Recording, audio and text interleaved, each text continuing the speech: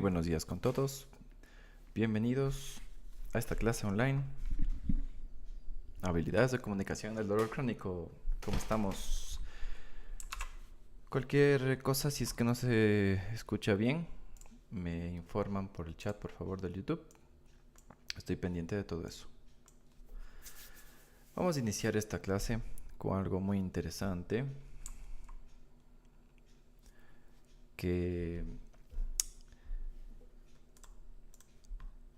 donde vamos a ver, por ejemplo, cuáles son los tipos de dolor, las características del dolor, cómo el hecho de que un paciente no logre comunicarse adecuadamente con el fisio o con el médico tratante puede influir en esto, en el diagnóstico. Esto además es un complemento a la clase anterior que teníamos. Muy bien, los contenidos del día de hoy.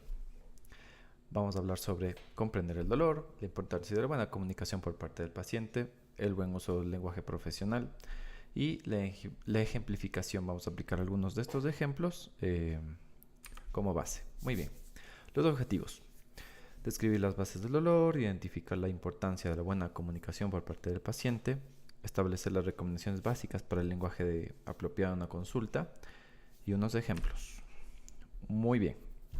Vamos a hablar sobre qué es el dolor.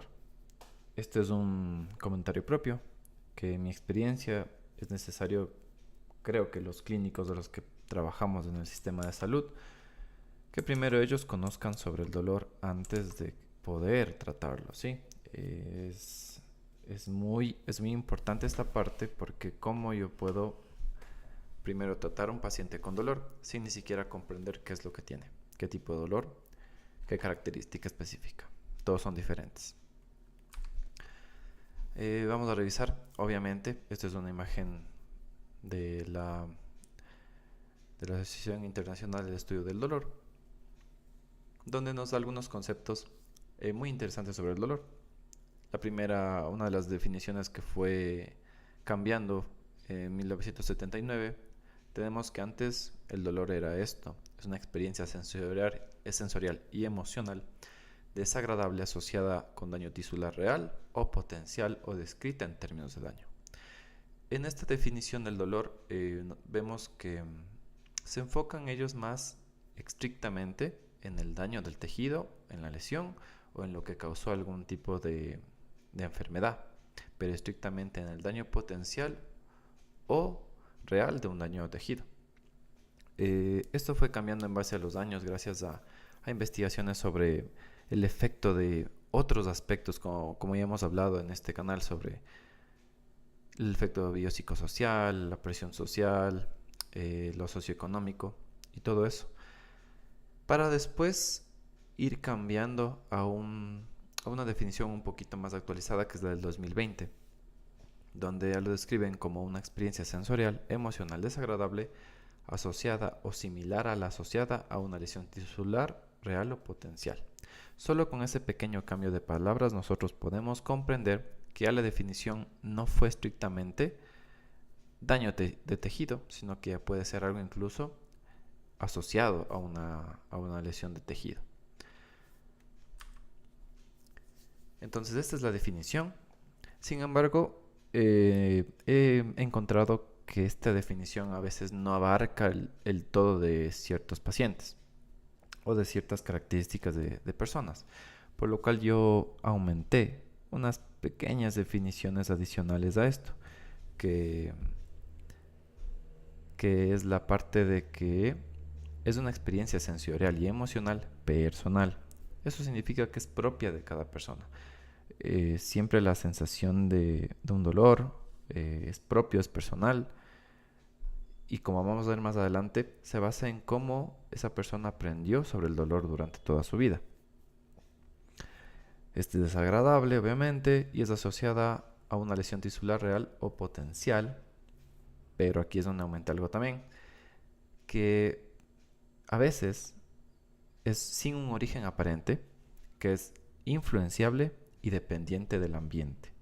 Esta es mi definición personal de lo que es el dolor.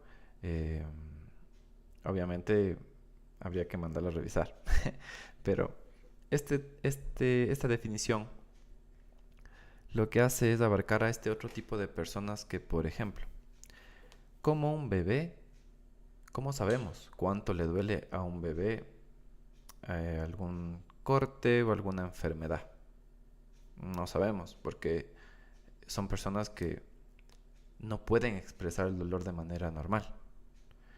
Entonces, esta definición del 2020 tiene ciertas críticas y una de ellas es esa, que algunas personas que tienen dificultad para expresar su dolor no se las toma mucho en cuenta.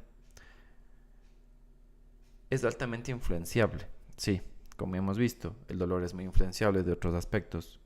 Si una persona catastrofiza mucho por un dolor, es el fin del mundo. Pero otra persona que tenga una personalidad tal vez un poco más tranquila, pues es un dolor que va a ir disminuyendo y lo vamos a hablar en ejemplos también más adelante. Y depende del ambiente, porque sí, es influenciado de la parte socioeconómica, de la familia, etc. Entonces, en resumen, en el pasado se relacionaba directamente al daño. Hablamos de que el modelo básico de dolor es que se genera una respuesta y una señal o una respuesta. ¿Sí? El típico dibujito donde la persona topa el fuego y se quema y eso emite una respuesta al cerebro y eso a la final desencadena una serie de mecanismos que a la final hacen que la persona sienta el dolor. Sin embargo, ya no es así porque en el presente se le ve que también es por factores biológicos, psicológicos y sociales. Antes también se lo consideraba solo un síntoma, pero ahora ya no es un síntoma nada más, sino que también es una expresión. Antes consideraban que el dolor es igual a la nocicepción, es decir, a la capacidad de la persona de sentir dolor. Pero actualmente ya se sabe que no son dos cosas iguales. A las dos son cosas diferentes. Una persona puede tener una nocicepción baja, pero sentir mucho dolor, etc. Depende únicamente de la respuesta neuronal, eso se consideraba antes, pero ahora se sabe que no depende solo de una respuesta neuronal. Y antes no se le consideraba las experiencias pasadas. Sin embargo, ahora ya sabemos que el hecho como tú mismo te criaste, cómo te formaste, cómo tuviste tus primeras experiencias del dolor, influyen en tu capacidad de expresar y sentir el dolor. Por lo tanto, ¿a qué voy con todo esto? En el rato de la comunicación, un paciente debe ser respetado el criterio o lo que él menciona sobre el dolor, porque nosotros no podemos sentir el dolor del paciente.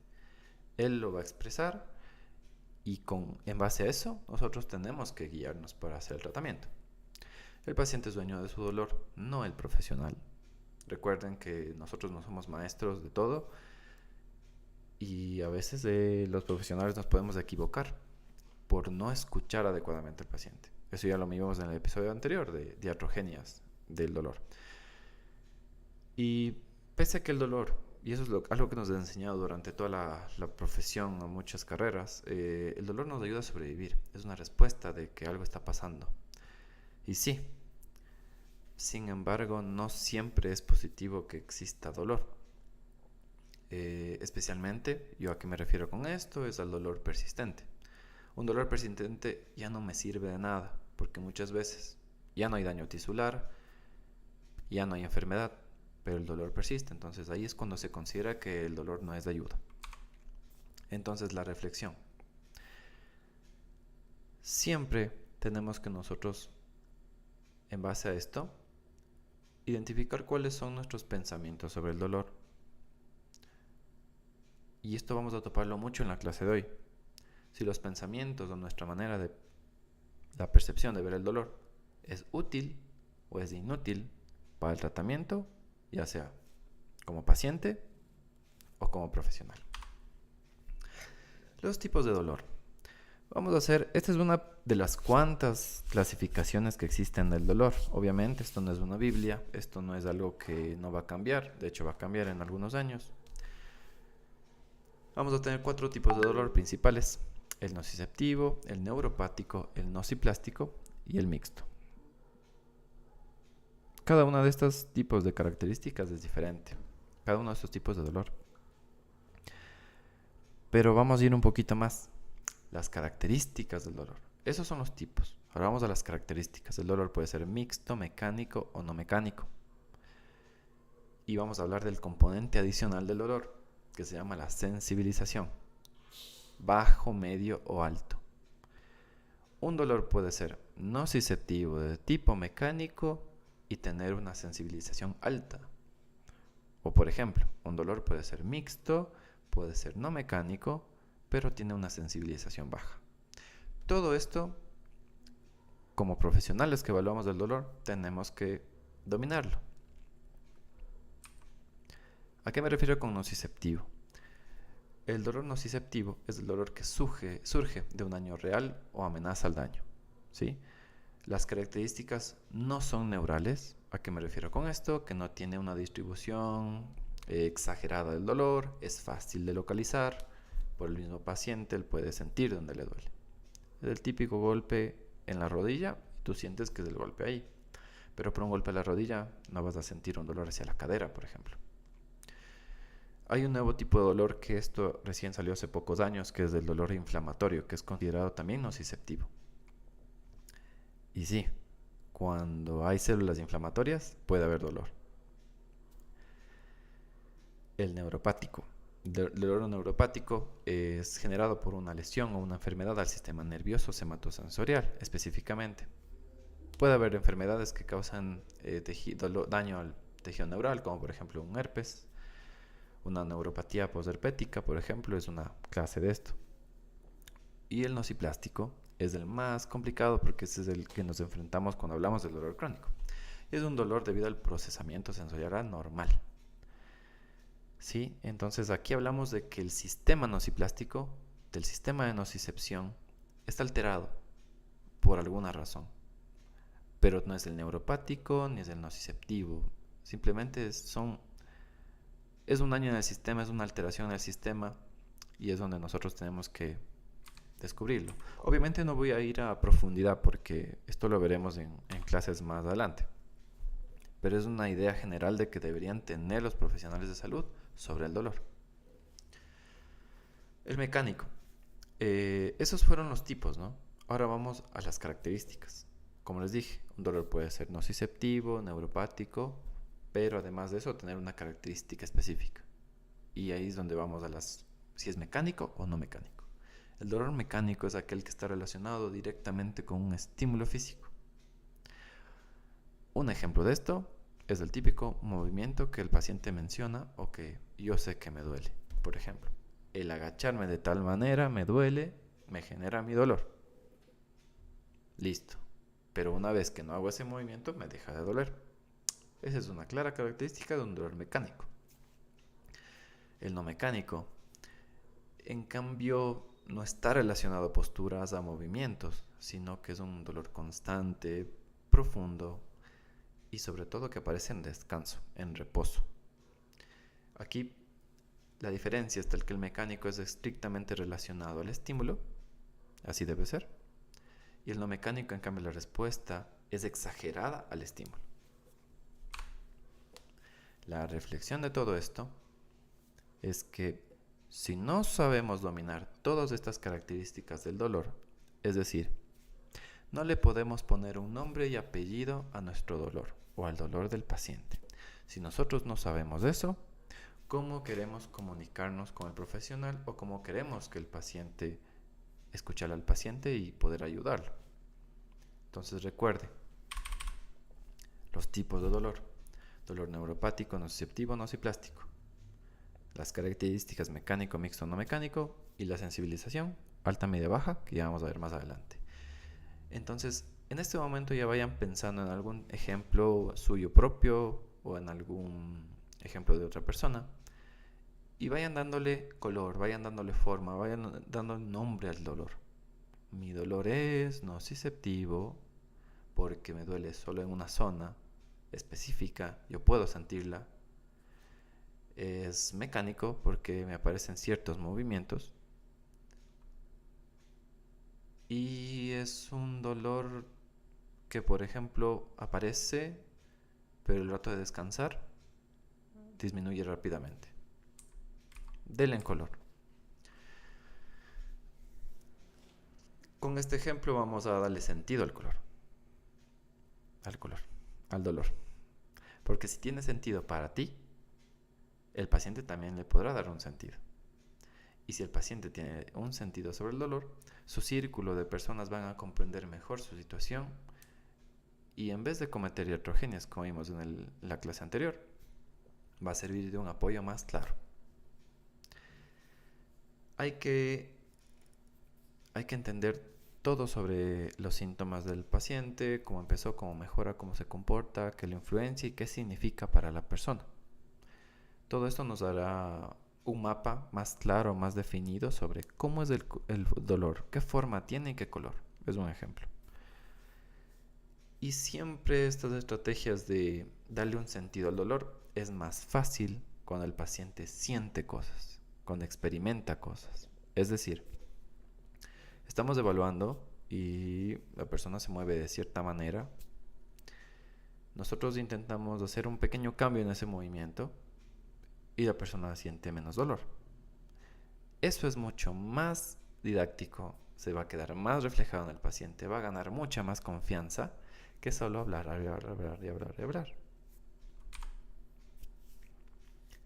¿Y por qué es esto importante?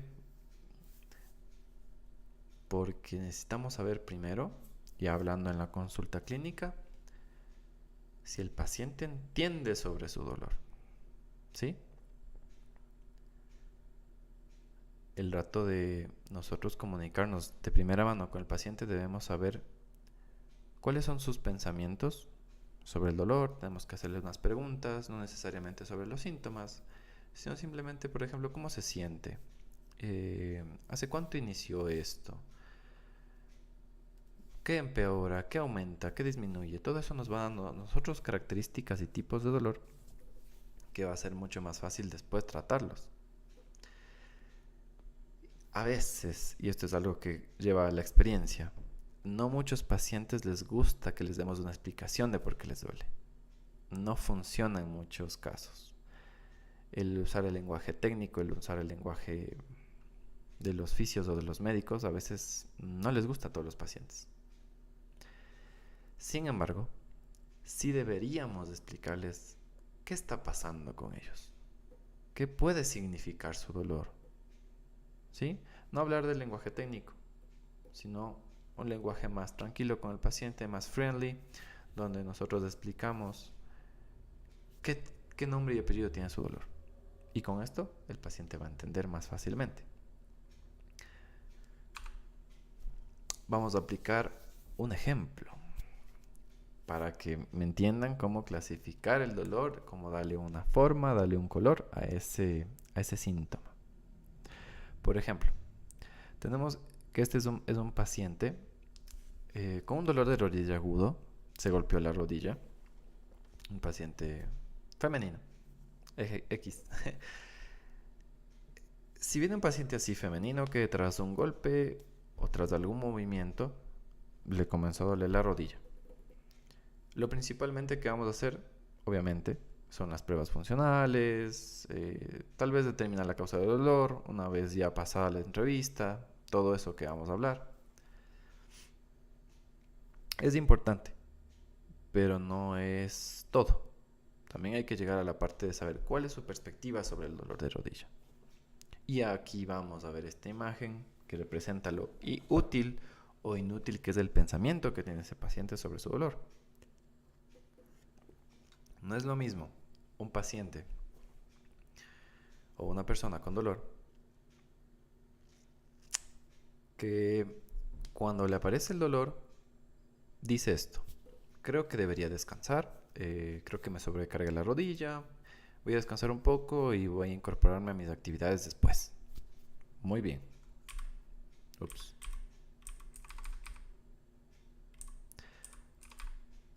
Ahora, eso no es lo mismo que otro paciente que en cambio piense de esta manera: necesito ser cuidadoso con mi rodilla porque no quiero terminar como mi mamá, o como mi abuelita, como mi tío, como mi amigo, como no sé quién.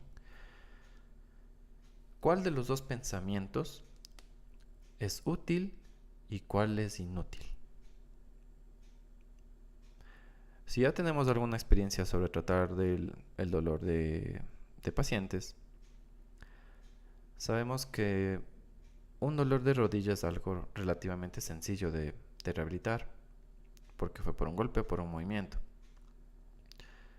Entonces el paciente sí que comprende que esto solo es una sobrecarga, que esto va a durar un poco y que ya va a superarlo, va por buen camino. Sin embargo, si vamos por el otro camino, donde ya vamos a catastrofizar, y muchas veces esto pasa, ya como les dije, por el medio, por la familia, por el tío, etcétera, pero también pasa por el equipo de salud.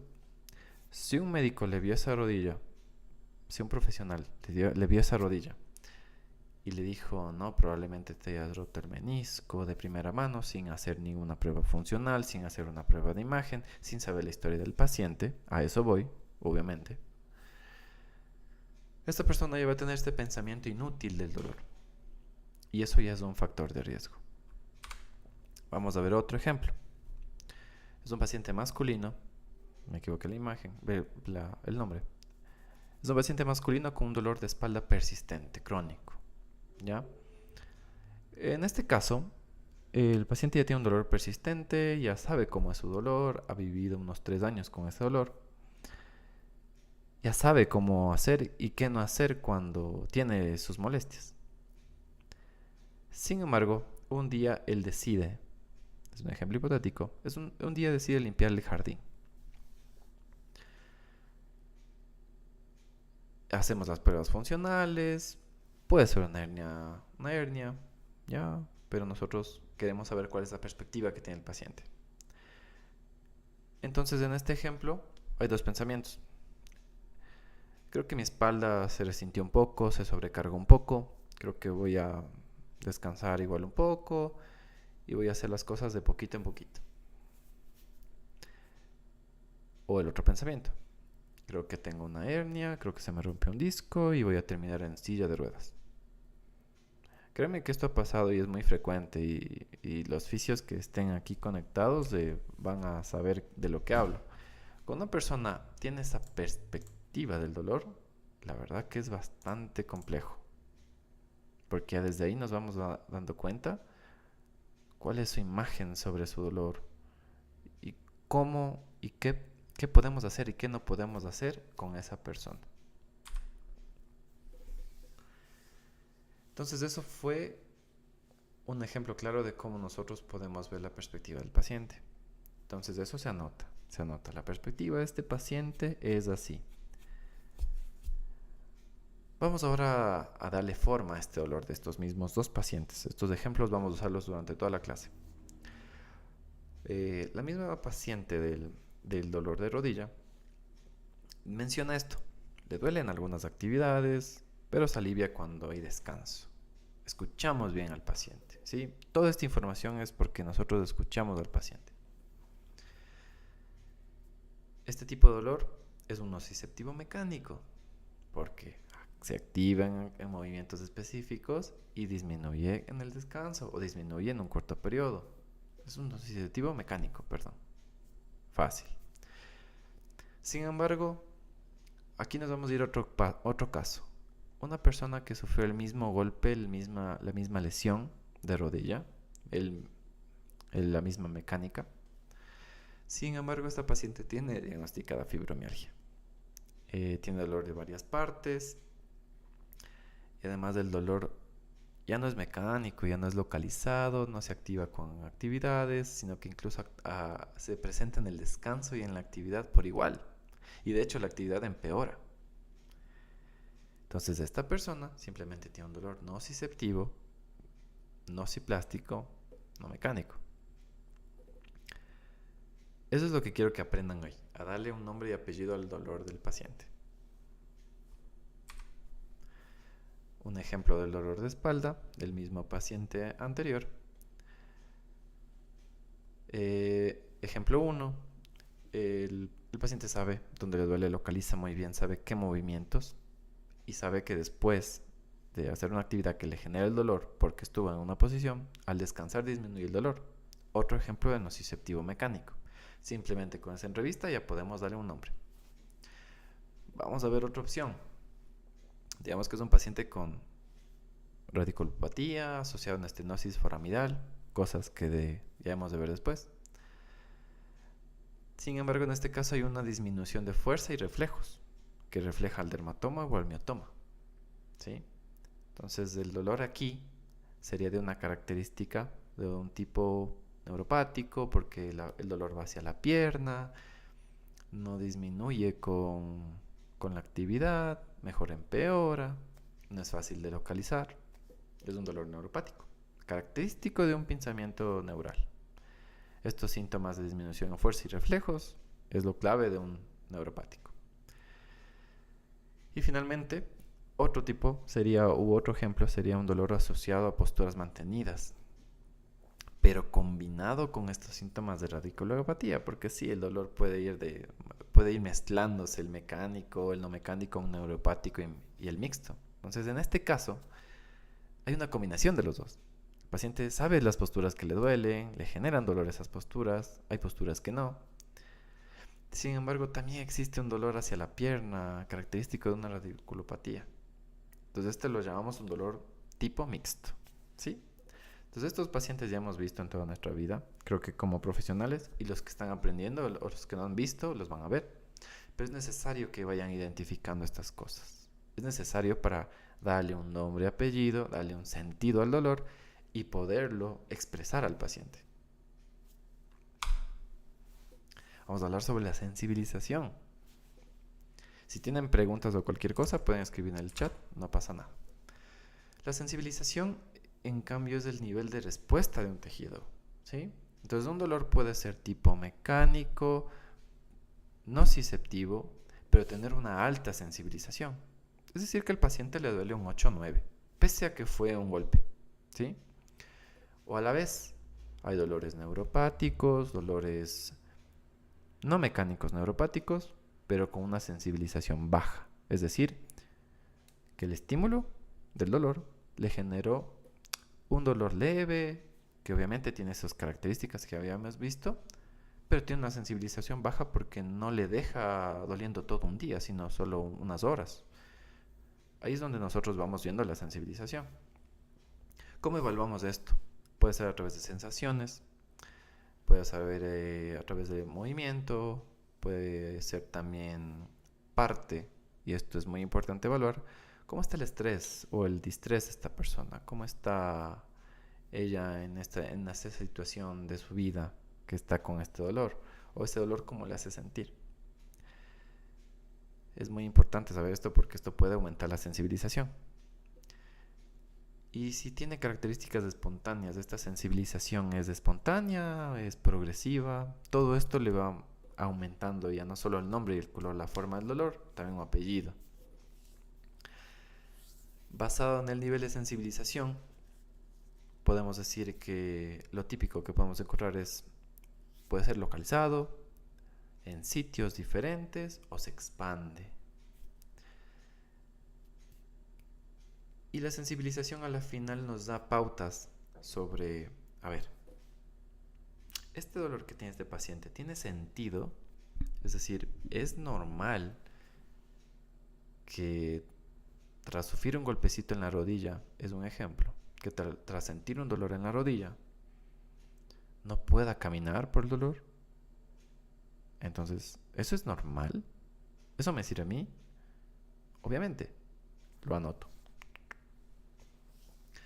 Me pregunto también cuáles son los factores que están contribuyendo en esta sensibilización alta. Mismo ejemplo, ¿por qué esta persona que se golpeó la rodilla, que tiene alta sensibilización porque no le deja caminar todo el día, por qué tiene esta sensibilización? ¿Y cuáles son las diferentes estrategias que yo puedo para tratar esta sensibilización alta?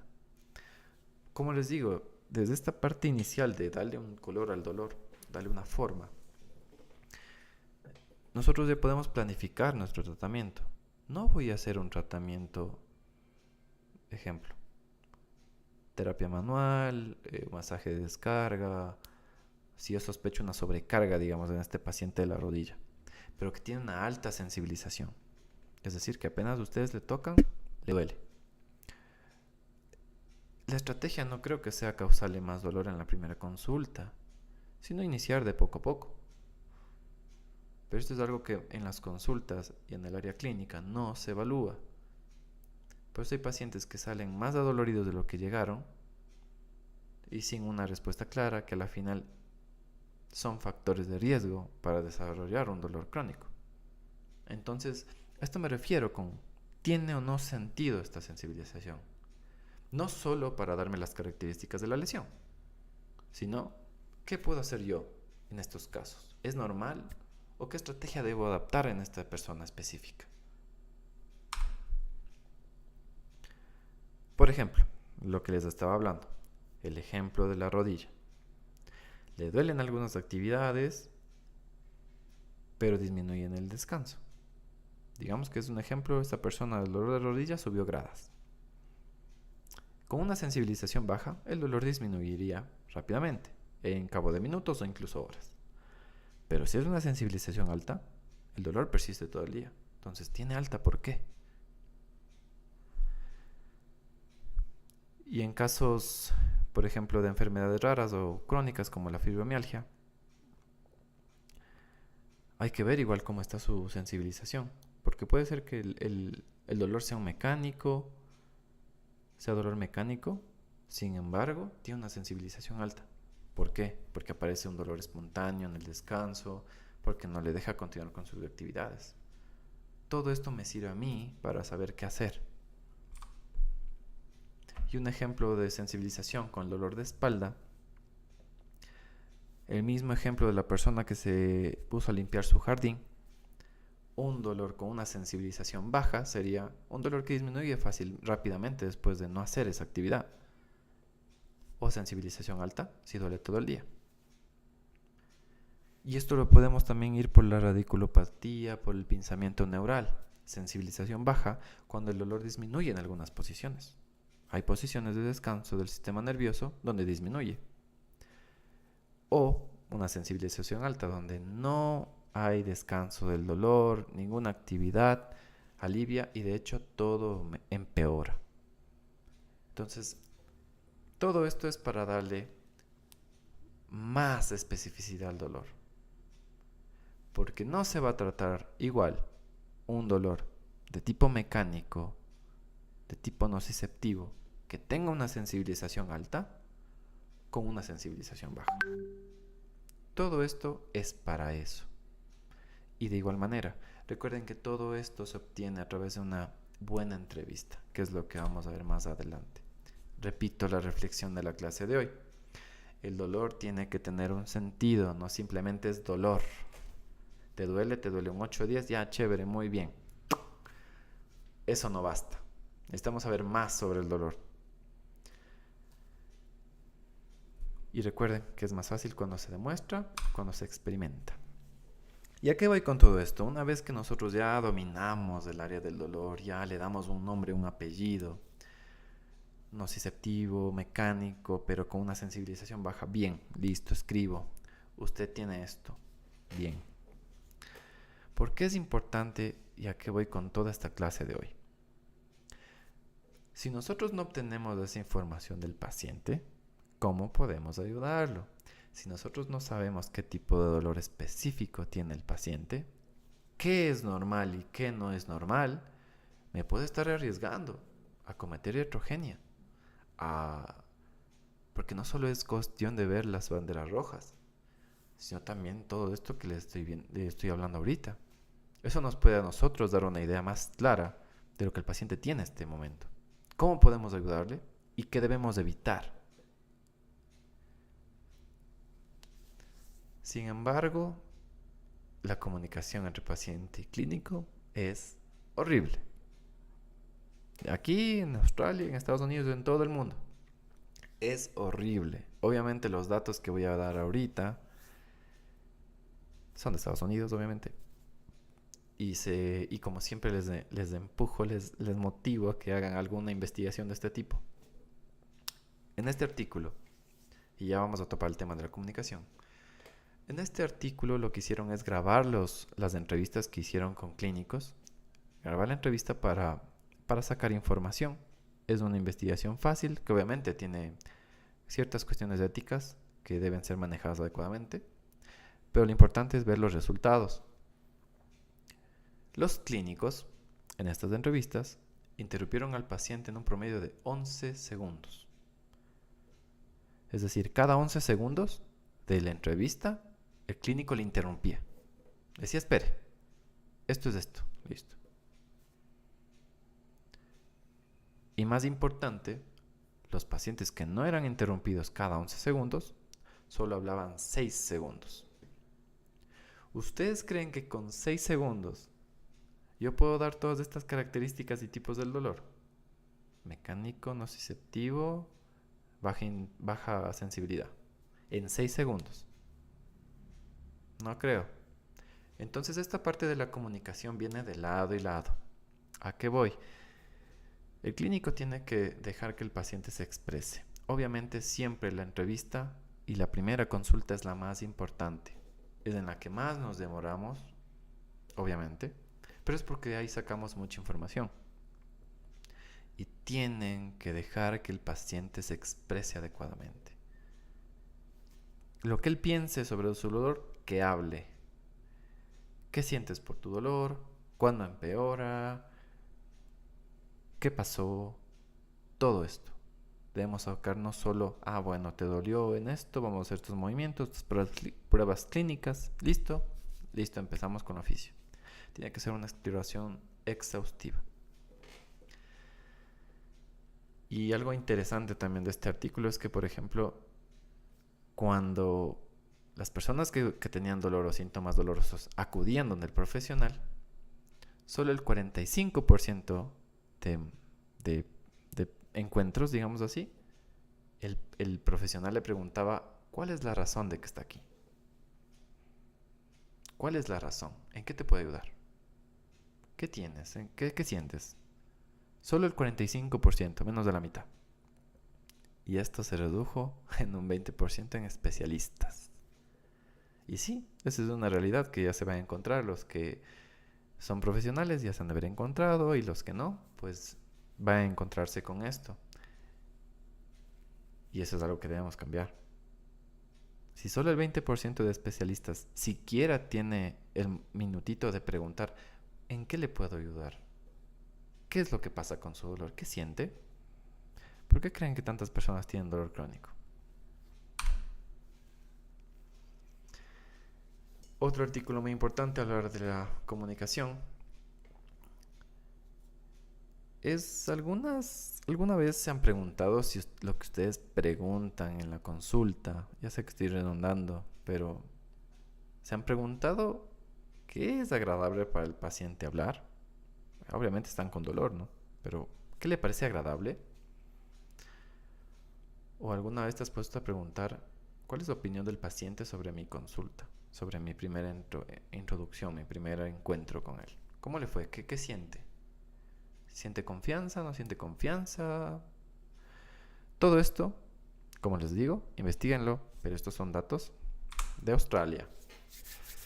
En resumen, lo que los pacientes consideran no importante o que no les ayuda o que no les gusta en la consulta, en la primera entrevista, es esto: que no les escuchen, que los interrumpan, que no consideran sus expectativas sobre el dolor, que les den información vacía, que no sé qué, que este tratamiento es muy efectivo, que te pasó esto por tal razón, que les den información que asusta, obviamente, eso ya vimos en la clase anterior, que les den información que ellos no entienden,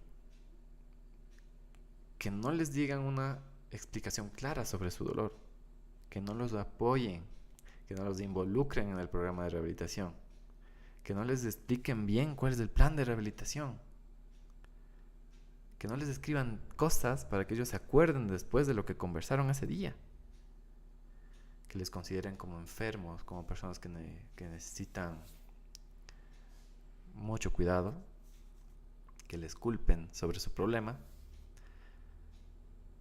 que el profesional esté en un apuro, que no, ya, apure, venga, le hago una evaluación, que no les hagan un seguimiento, un mensajito a la semana al paciente de preguntarle cómo va con su molestia.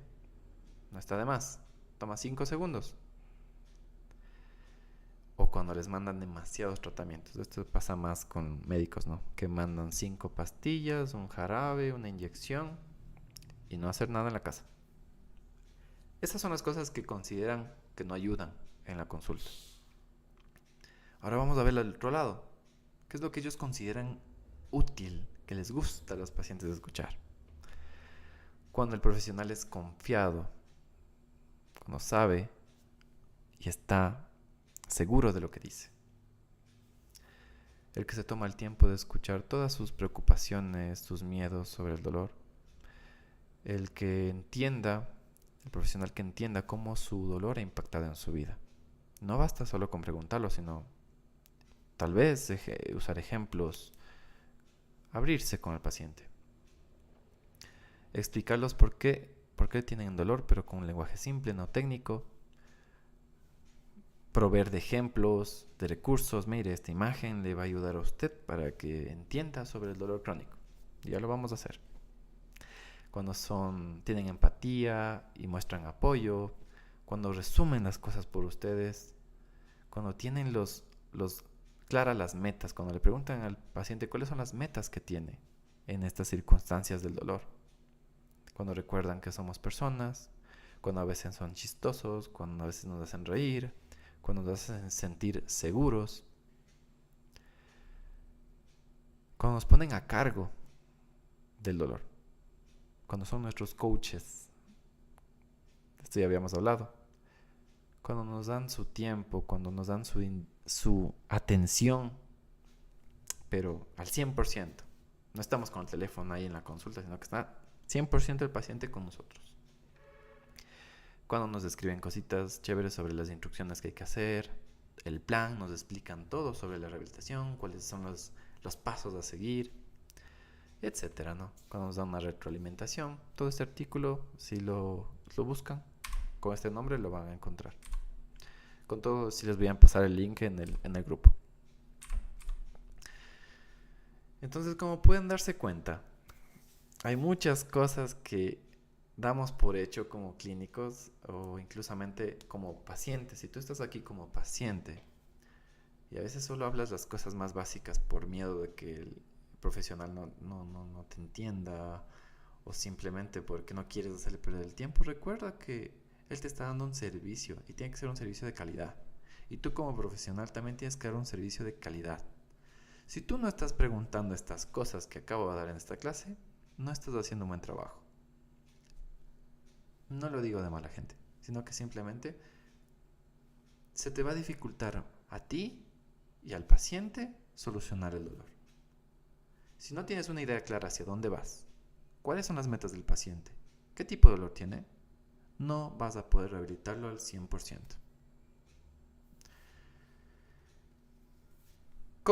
Entonces, ¿cómo conduzco yo una entrevista clínica, una primera consulta? Inició la sesión. El rapport. El rapport es un efecto de confianza que se genera en el paciente en la primera consulta. Si tú no generas de confianza en la primera consulta al preguntar estas cosas, olvídate de qué paciente va a volver o que va a rehabilitarse contigo. Obtenemos información, que es todo lo que vimos en la clase de hoy, sobre el dolor. ¡Pum! Evaluación física, que lo vamos a ver próximamente en un curso. La explicación y planificación del tratamiento, que lo vamos a ver en otro curso en un futuro. Y al final termina la sesión con algunos de los tips que ya vimos anteriormente. Dale una notita. Estos son los resúmenes de que hablamos hoy. Esto es lo que me va a hacer a la semana. ¿Sí? Todo esto nos va a ayudar a mejorar la comunicación sobre el dolor crónico. Al escuchar bien a nuestro paciente, al hablar claro, al ser empático y no ser un catastrofizante más, vamos a ayudar a ese paciente. Así que muchas gracias por atender esta clase de hoy. Es una clasita corta, muy informativa, muy llena de contenidos. Síganme en nuestras redes como Pato Díaz Fisio o en nuestra red de Fisio con Café, donde ya vamos a subir más contenido a diario. Si tienen alguna pregunta, alguna duda, háganla en el chat, que estamos listos.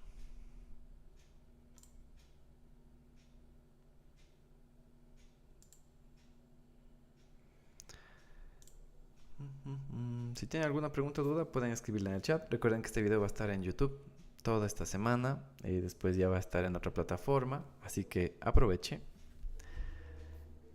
Y si no hay ninguna pregunta, ninguna consulta, nos vemos en la siguiente clase.